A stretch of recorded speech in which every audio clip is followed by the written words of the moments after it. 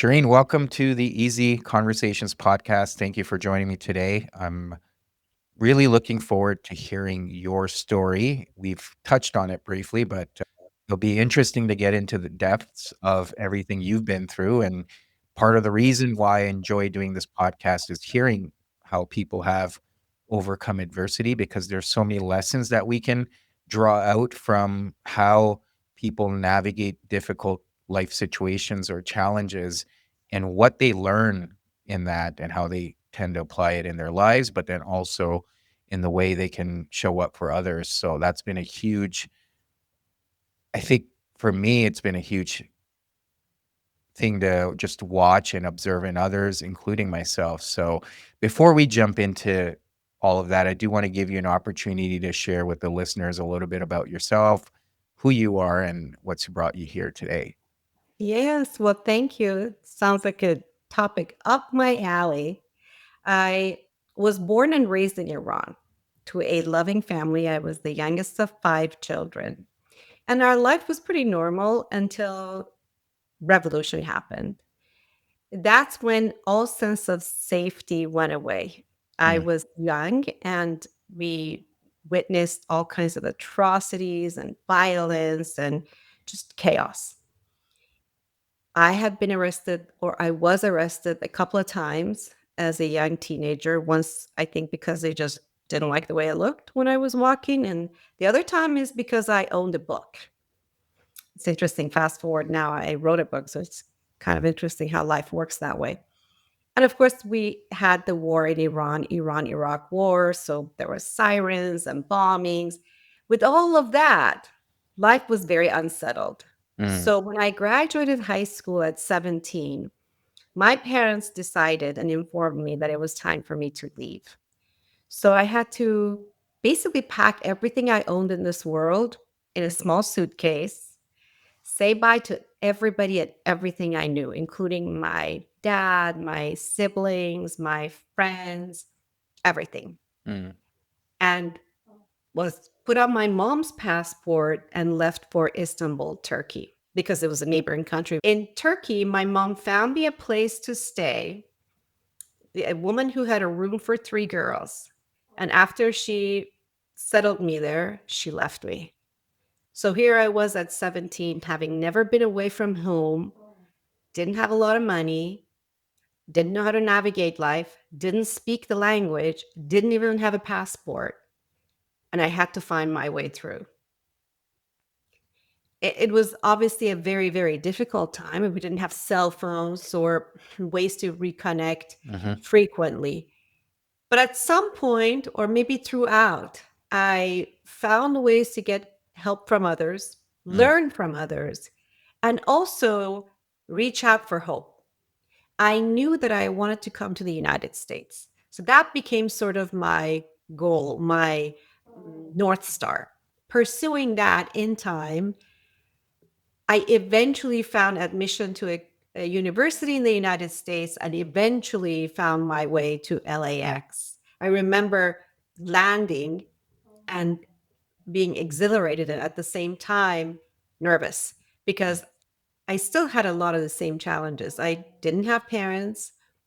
I didn't really have friends, didn't really know a lot of people, didn't have a lot of money.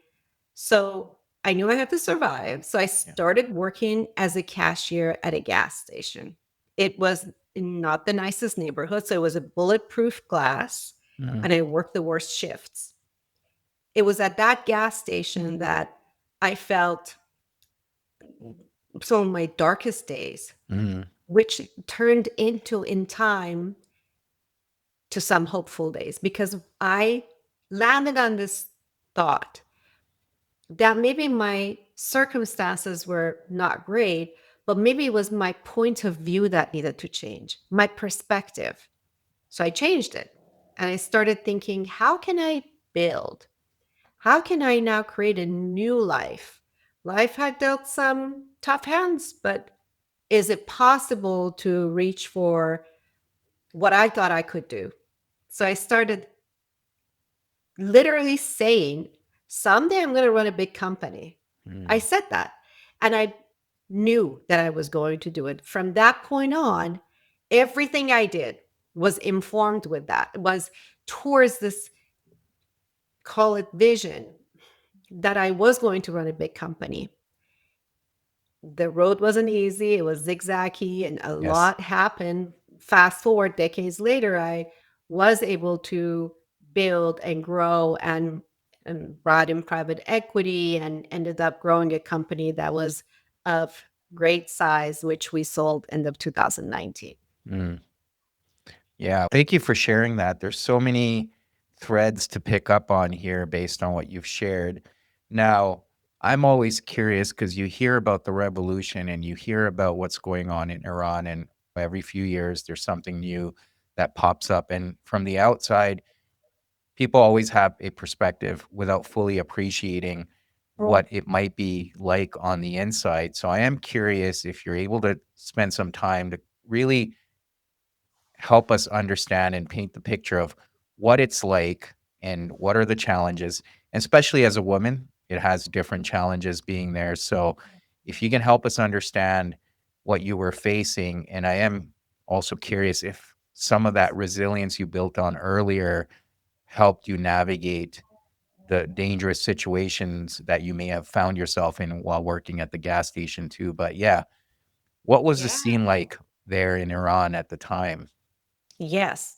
So I'm going to go backwards with what you just said. Yes. Definitely resilience is built through living through challenges and adversities, for sure. I do believe, and that's the essence of why I wrote this book, because I explain how what you learn throughout life are reasons why you are able to later on build and succeed. So there's absolute truth to that. What happened in Iran, and I haven't been back since Mhm. I left, but I am aware of what's going on and I have been supportive of human rights in Iran. So for sure, I'm aware of what's going on. What I personally experienced when I was there was before the revolution, Iran was, call it normal. You know, we Mhm. had our own challenges. I wouldn't say necessarily everything was perfect, but it was a very normal life. I went to this school for the gifted and talented. We had boys and girls together. We studied together. We in fact in our school there was support for arts and so on. When revolution happened, I was preteen, and I saw firsthand how quickly things changed Mhm. between the violence and the very strong move towards taking away human rights. We started to really realized that it affected our daily lives. So my school was separated, girls and boys were in separate groups, separate classes, separate schools. Mhm. And in the case of women, obviously, we had our rights taken away very rapidly, uh, including what we were supposed to wear. And that's one of the most basic rights. Seemingly, it sounds like it's about outside appearances. It isn't. It's Mm. about telling people that, specifically in this case, women, that you've got to sit down, you've got to disappear, you shouldn't matter. That's really the messaging. Mm. And we're going to take away your rights. So we felt that in many ways, in addition to having to wear hijab, which some people chose to wear them, some people didn't before the revolution. And after the revolution, we were literally beaten into us that we have to. Women were beaten, women were put in jails, and so on. I remember, and it was probably one of the catalysts for me having to leave Iran. I remember that our school, because it was school for gifted and talented, was very academically advanced. So when they split boys and girls, and we still had our academic rigor at both schools, they installed these tests on an annual basis where we would theoretically compete on subjects, math, Mhm. physics. I was a math physics major, but would be biology and so on. And with every year with those tests, the girls group would win. Mm. Who knows why? Girls were probably studying more. I'm not, but that was the actual result, was that we were winning every year. Right. So it wasn't, it was in my junior year of high school that A new principal that was brought in by the regime, who was a woman, had invited a senator, a man, to come speak to us. And the gist of what his speech was women are not as smart as men. Mm, Your brains are smaller than men's, and therefore you're not as smart as them. Now, statistically, we had the receipts to show. I mean, we had proven that we were at least as good as them, and that's just nonsense. So after he left, I went to our principal and I said, "Why did you let? I mean, what was the point of having this man speak? And why did you let him say that we're not as girls are not as smart as boys?" And she said, "Because we're not." And I mm, said, "Okay, well, maybe you're not, but I am." And I guess what? They called my dad. I was going to be arrested and I was kicked out of school. That was a very important lesson learned. The mm, lesson was it's dangerous to speak up, right? That is exactly what they wanted us to think, but also it was the right thing to do. The fact that my dad came in and respectfully pulled me out of that school and had me go somewhere else and never told me that was wrong made it clear to me that yes, speaking up may be dangerous, but it is also the right thing to do. hmm. Yeah, absolutely. And another question around there, because I think coming back to looking from the outside in, it's the image that's been depicted is that this is based on religion. What are your thoughts? Because obviously you experienced it. Was it religion driving this form of control, or was it people using control in the name of religion? I mean, I think it's latter. I was a child when the revolution happened, so I can't really speak to the forces at play as I mean, I've read about them since, but I Mhm. can't speak to them Yes. firsthand. Plus, when it comes to politics, it's very, very difficult. I try to stay away from politics. You don't know what the underlying factors are. What I can say is that revolution wasn't called Islamic right away. It was something that, because the factions that were fighting together, the one faction won. So it was really a grab for power Mm, that, in my opinion, took the lead. The right. essence of what's going on is just, to me, a group that is interested in staying in power, however that Mhm. shows up.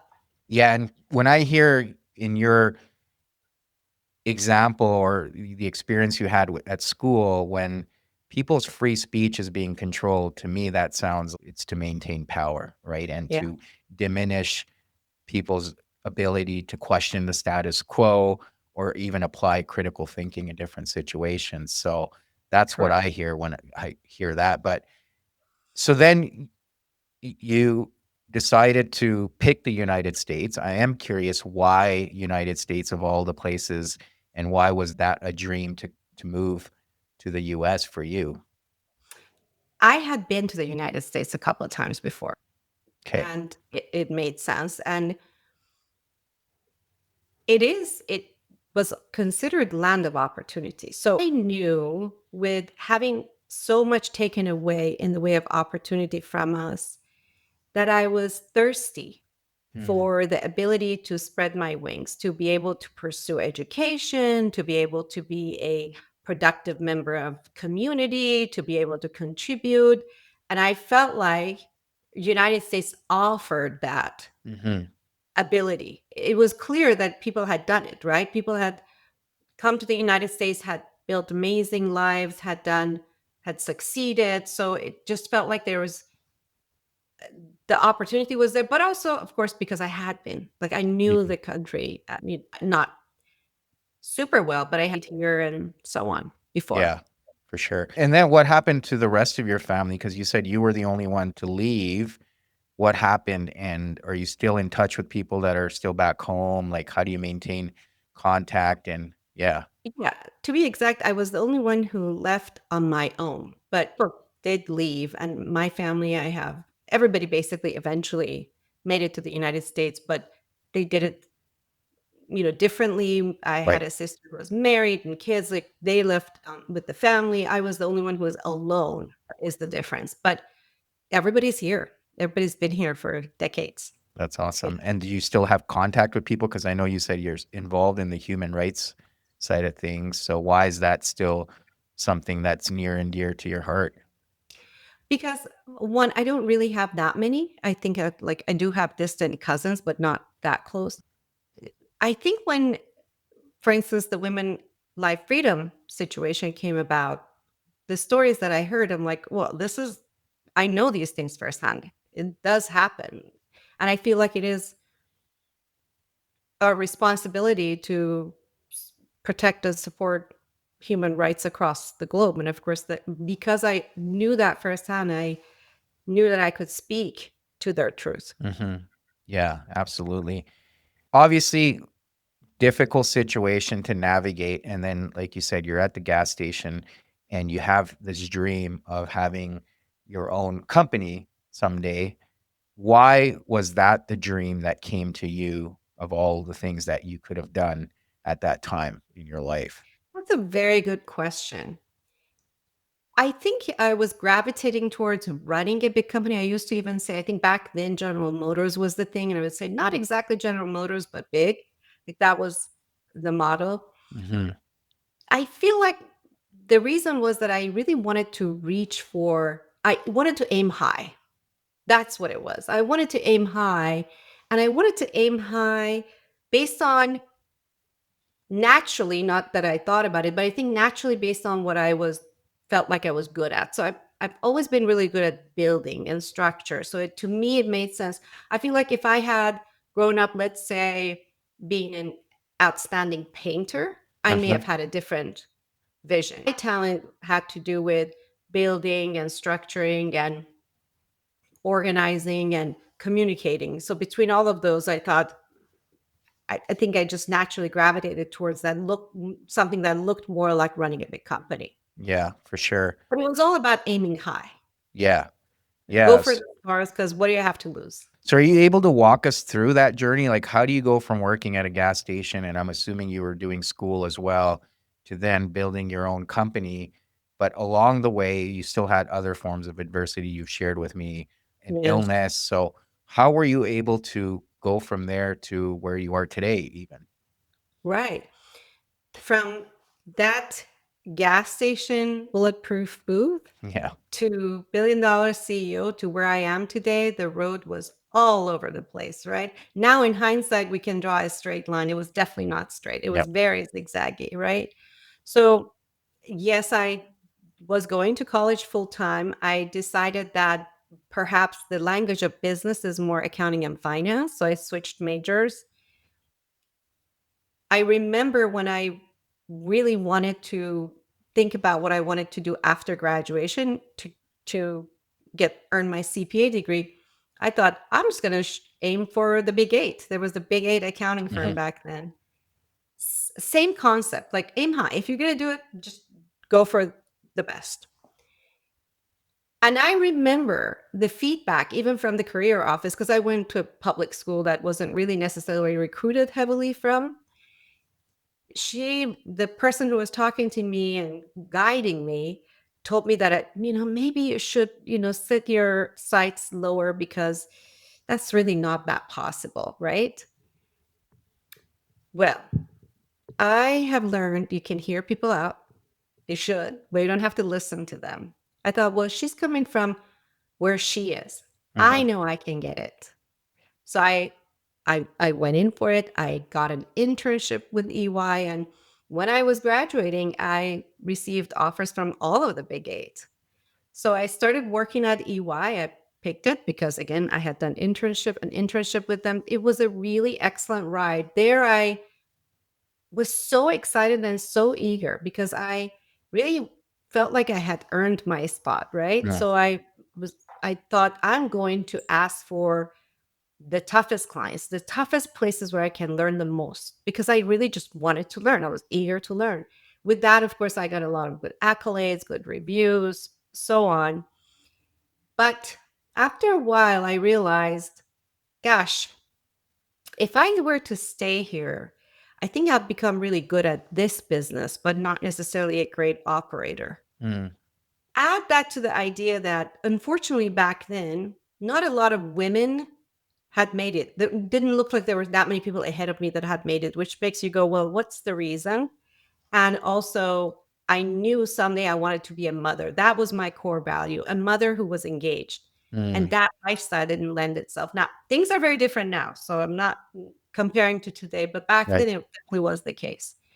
So, with a very, very heavy heart, I decided to leave. Very difficult coming from the lack of financial security that I had. And now I had made it. To make a decision intentionally to leave is very difficult. Yeah. But I think that's the another lesson learned is in life, making changes when you believe those changes are necessary and important is also important. So it's, Yes.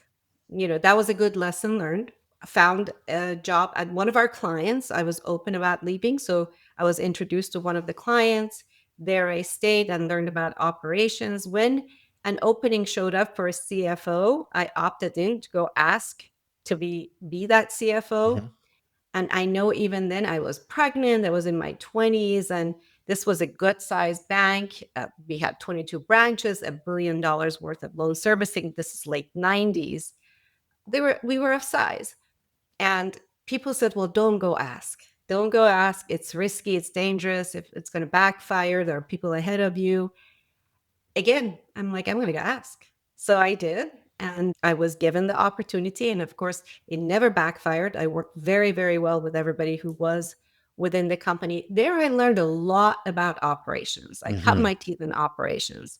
And so when we eventually sold that bank, and that's another great lesson learned, we sold the bank because interest rates rose and we had singular product offerings. We were a mortgage bank. So a lot of great lessons there, how Mhm. to navigate, how to find redefine problems, meaning sometimes you look at a problem and you don't find a solution. And I always encourage people to redefine the problem because every problem has a solution. You may just not have defined it right. Yes. In doing that, we ended up selling that bank to a larger bank. And here I was, having worked at EY, having been a CFO of a good sized bank, and I could have looked for another full time job. This is when I decided I'm just going to go on my own, which was another tough one to do. Back then, there were, today we'd call them fractional CFOs, but back then we didn't have the terminology for it. It was an offsite CFO for companies.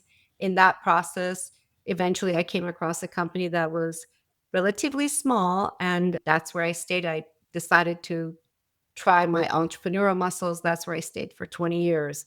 We did go through the first few years of lots of ups and downs and really trying to figure out what I call the secret sauce, how to grow. We eventually grew. And then once we grew, we asked ourselves, should we continue going vertical? Should we continue with this? Should we try another brand? Because it was a franchise system. So we started another brand and an umbrella company. We made it through the Great Recession. We can talk Mhm. about that.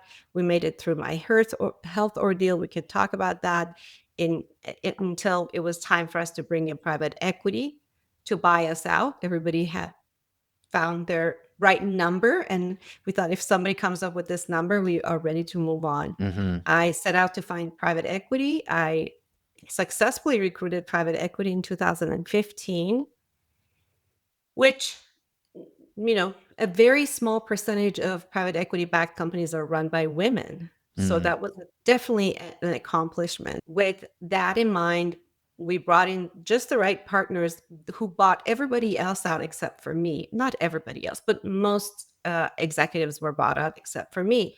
So before you knew it, 2015, I'm CEO, CIO, CFO, CMO, COO of a good sized company. Yeah. Yet from that point on, we left no stones unturned. We changed everything, enhanced everything. We created the platform of brands that work together. And, what we had grown in the way of value up until 2015, in the next 4 years, we better than doubled. Mm. Yeah. Yeah. So it wasn't, like you said, a straight path. In hindsight, it may look like it. So talk about some of the other junctures along the way. So you talked about the recession, I'm assuming Yes. 2008, 2009 timeframe, and Yes. then your own health issues. What was going on and how did you Mhm. navigate those two major hurdles, Right. I would assume? Yeah. Right. So by the time the Great Recession came around, we had been around for a while. We were doing well. We had grown. We had now grown into two brands and an umbrella company. The second brand was relatively new. So it was a kind of in its growth, very early stages mode. We were in the home improvement space. And that recession was housing led, like Mm, foreclosures galore. It felt like the bottom fell out. We started feeling the pain of losing franchisees. One, because people were not investing in their homes, they were losing their homes. And also because our franchises are also people. They had spouses losing job, they had their own mortgages that were upside down. It was shocking. I remember initially had to deal with the shock and confusion. And then I thought, well, okay, this is what it is. Let's find out two things. One, let's figure out what the worst case scenario is. So if this trend continues, mhm, how much of a runway do we have before we're out of business? That was to understand and anchor us as to the speed by which we needed to react. And then ask ourselves the question of, all right, how do we make sure that we do stay in business, that our franchisees stay in business? Who are the customers? Because in every market, there are customers. mhm, Who are these customers? They are different than, or have a different desire than the customers we're used to. How do we cater to them? What are the products that they like?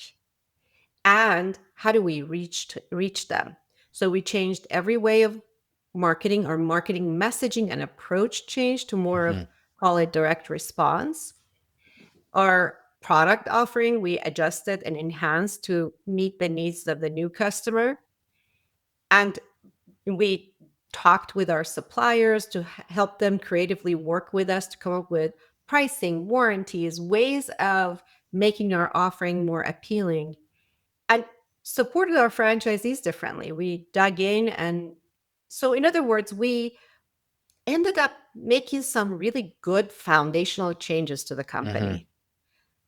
As a result, even though the pie of customers had shrunk quite a bit, Yeah. we became a bigger part of that pie. One, a lot of people unfortunately went out of business and we stayed in business. So naturally, we got a bigger piece of the pie, but also we got better at what we're Mhm, doing. So what happened is that as economy recovered, the pie started growing again, but this time around, we were a bigger piece of it. So our mhm, trajectory for growth over time, of course, was significant. mm. So that was a very important lesson learned. This is Yes. why I keep talking about use adversity to your advantage. Make that your superpower. Yes. If you really lean into it and figure out how to grow through it, you become better at whatever it is that you're doing. So that's Absolutely. one. At the same, more or less the same time, but within like a year of that, I got really, really sick. We were still dealing with the aftermath of the Great Recession. We had been, I wouldn't say through the worst of it. We were on our way of just getting into a settled place when I got sick and didn't at first know what it was.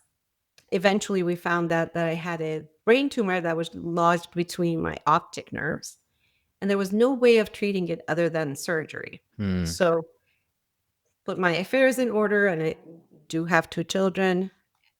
I did go through the first surgery was 10 hours. My biggest risk was complete blindness because mhm, it could have been the tumor could have been feeding from the same blood supply as my optic nerves. But I woke up and I could see. So I thought I was in the other side of it. Of course, very difficult recovery, yes. only to find out a few days later after I left the hospital that I got sick again. And so, come to find out, there was a leak in the the way they had closed my skull because there was a hole in the skull, and I had lost my spinal fluid. By the time we figured it out, I had lost substantially all of my spinal fluid in my skull, which is sudden death. Like there's nobody can inject you spinal fluid, and you can't have your brain without fluid sitting there. Right. You would spontaneously stop breathing. So another emergency surgery, and this time around, the recovery was even worse, right? Everything had gone haywire, fevers, failures, you name it. When things after some time settled down and I was home, a few things happened. One, because of all of that, I really had to relearn how to keep my balance and walk. Mm, So it was literally one step at a time and one step forward, two steps back. Whereas in my life in the past, we talked about I had the North Star or, aiming high. This yes. time it was more like maybe someday I can go upstairs. It Mhm. became a lot more basic, but using the same principles and not doing my best to not lose heart. So I ended up slowing down literally because I couldn't speed up. And I ended up not being able to speak much because Mm, everything was broken in my face. So I listened more. I became a better observer. Between those two, and up until then, I had lived a life of surviving, right? When you're yeah. surviving, you're moving fast. Yes. This made me literally sit down and be quiet and pay attention and observe. Not that it's a gift that I would have asked for, but it was a gift that I was given Yes. because everything in my life past that, beyond that, became better, more authentic. I made changes in my life for the better, including in a few years bringing in private equity and making all those changes to the company, but Mm, also in my personal life. It was a very good example. And I've talked to a lot of people that have been through health ordeals. There's a common thread. Not everybody feels that way, but a lot do. There's a common thread, and that is that that's exactly the kind of adversity that once you get through, you become better as a result. mm, I feel like my life and my ability to be an effective CEO blossomed because of it. mm. Yeah. Yeah, and I can definitely appreciate your shift in perspective in terms of not resisting whatever this setback was for you, but you were able to sit in acceptance because what I'm hearing leading up to that point, you're obviously an ambitious person that requires a certain pace of work and requires you to constantly be pushing things. And then now all of a sudden you can't do that anymore. And that could be very difficult to sit with, but you were It able to was. find acceptance in it. And as you shared, you were actually able to find a different lesson as you've shared along the way that I can be an observer and listen, and maybe that'll allow me to even accomplish even more. That's been Yeah. my biggest lesson sometimes is when you can just observe people, they'll tell you what they want rather than you trying to push it onto them. So true. So true. Those are skills that I use later on in, as I explain in my book, Mhm. we were able to grow a company in an industry that it grows by single digits, a company that was already sizable by 70% in sales in 4 years. It happen.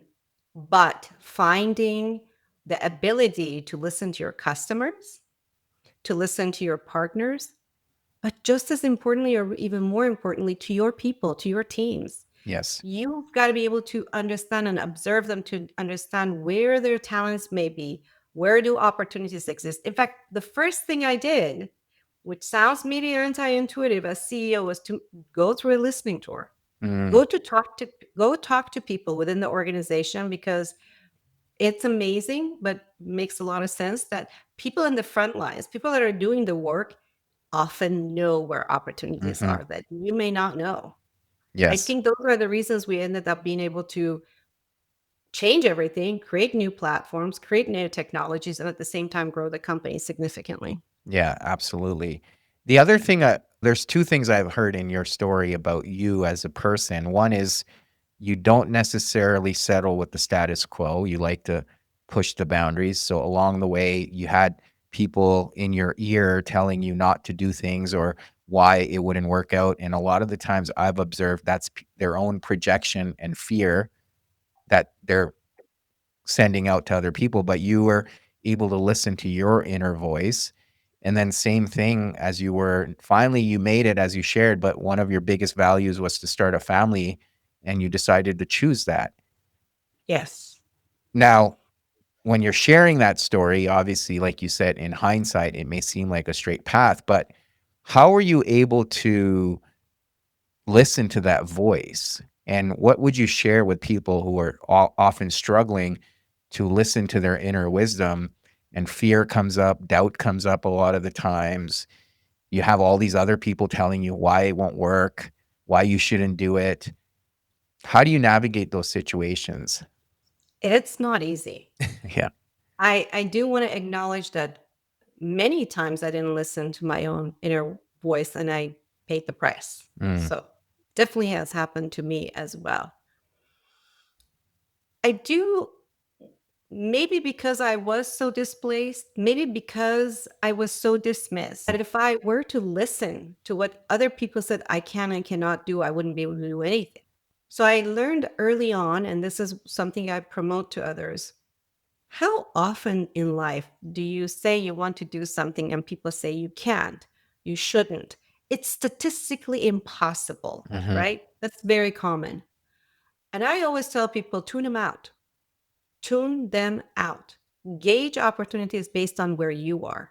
It doesn't matter where they are. They may be right for their own situation, for their own circumstance, for what they know about life. That is not you. mm, Yes, I hear you. It's easier said than done, and it takes practice. I also want to say that fear is my friend. I've been fearful quite a bit. You can imagine streets of Istanbul by myself, a 17-year-old, not the greatest areas of Istanbul. Istanbul is beautiful, but yes, not where I was staying. Yes, and being, on my own at a gas station. And even later on in life, as I built my career and went up through the ranks, and oftentimes I felt alone. As a CEO, you feel alone a lot. So fear is definitely a thing. And you can still move forward with fear. So you say, "Hello, friend. You're here. I get it. I acknowledge you. It makes sense. And I'm going to step forward and mhm, I'm going to still pursue what I want to pursue." That's the yes, distinction. absolutely, yeah, and you've touched on so many lessons along the way, and you've shared them with me in a sense that principles that you've been able to forge in your life that have served you well. What are some of these principles, along with just, like you said, tuning out the voice of others because they're coming from a place of where it makes sense for them, and then the voice of fear that it can be informative, but we don't necessarily always need to act on it. But what are some of these other principles that you obviously summarized in your book too, but can share with us today? Yes. So I'm going to take a step back. When my children sat me down, Sam and Sarah, sat me down and said, "Mom, you've got to write your book." I said, "No, no, no way. Why would I want to do that? It's going to expose me. I'm going to have to take the time to talk about my life, all of that." And then I remember a few things happened. One of them was I went to get an ultrasound done. It was just something basic. And the technician said, it was a woman, and she said, "You don't know me, but I know you." As it turns out, years before, she was in a difficult position in her life. She didn't know what she wanted to do next. She really wanted to be an ultrasound technician, but she hadn't really pursued it. And she sees my story in some local paper and says, "Oh, if this woman did whatever she did, so can I." So she puts behind, becomes a technician, and she was there as my. There were two or three stories like that that made me realize this is why I would write the book.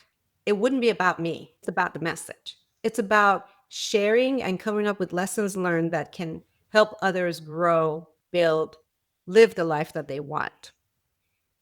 So now the idea is going through, and I made sure that what I share aren't memories for the sake of memories. They're setting the stage for explaining how what were the experiences that I learned from that I applied later on and how I applied them later on. My hope is that people will find nuggets in there that apply to their lives. So I'm the reason why I say that is that I may consider something a principle or a lesson learned, but to a reader, something else may resonate more. That's the idea. The idea is that I'm not going to tell people these are only the few principles that apply. I am going to say how I did it at my end. And I've noticed that people find their own connection Hmm. of what works best for them. Generally speaking, though, and there are many more of this, generally speaking, some of them we talked about today. I am very, very keen on making sure that people envision where they want to be. We call it a vision. I don't, it's maybe an overused term, but really think about how you want your life to look like. I Yes. said I wanted to run a big company. I didn't know what company or when it would happen, or I couldn't have even dreamed being running a company that was in franchising in the home space with like this is not something I could Hmm. have predicted. What I did think about was, generally speaking, this is where I wanted to do something bigger that looked like that. So having a north star, envisioning where you want to be is significant because you solve for anything along the way to get there. The other thing is aim high. Mm. Don't set your sights so low. What's the worst that could happen is you aim high, go for it, and you may not quite reach that, but when you reach 80% of it, yes, invest in yourself. That's another principle. Invest in yourself means,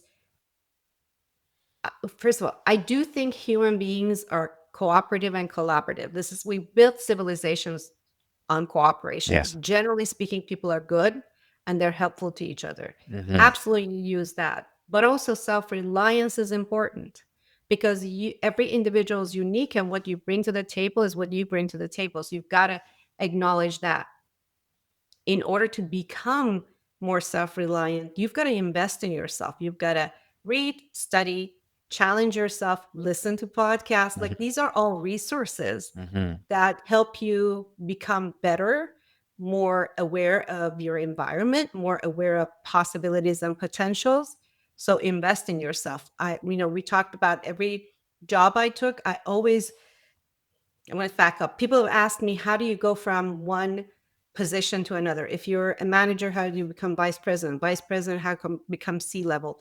I always say, act as if you are. The Hmm. reason is, I'm not saying act as if you are, as if puff over your chest. No, Right. no, no.